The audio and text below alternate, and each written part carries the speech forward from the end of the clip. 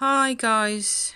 Yeah, seeing as this is a pretty important part of my life, I have sort of decided that it would be a good idea for me to go through some of my older paintings and show them to you. And well, there's quite a lot of them, so I have just sort of made a selection which I will present to you in a couple of sessions where you can just look at them and sort of maybe draw your own conclusions as to what it was that I was obsessed about.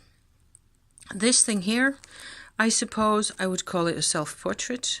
It's the first thing I did in oil paint, and everybody said back in the day that it was supposed to be my mother. Which I find interesting because to some extent I was just basically trying a couple of things. I had very few colors in those days. This blue right here, and the green, and a bit of brownish stuff right there, and the red, of course, and this is just basically one tint of white mixed in with a tiny bit of other tints, and just trying to get a feel for what it looks like when you make the figure of a woman. And to me now, the only thing that really matters about this painting, other than that I think that she's fairly okay, shape wise, and I can already see that this is what I want to do. There's the heart on the chain right there, and that's something that just kind of it fell into my head. Like I think about 3/4 of everything that I've ever made in oil painting in particular, or in writing, which tends to be just as nutty as the oil painting,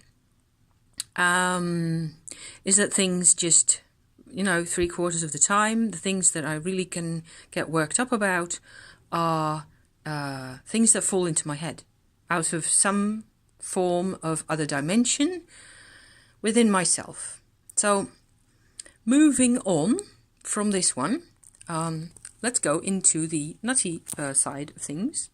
Here we go. I'm going to pull this one in front of the other, and then I'm going to move back a bit because this one is actually broader from left to right than the other one, so it'll have to figure out where the focus is. You can see it's as tall as the other thing. What will it be? 80 centimeters or so high.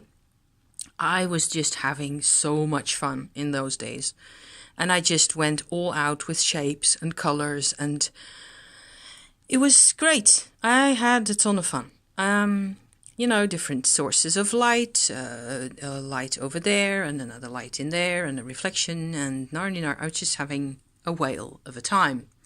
So I think most of my first 2 or 3 years attempting this type of work was basically centered around having as much fun as possible.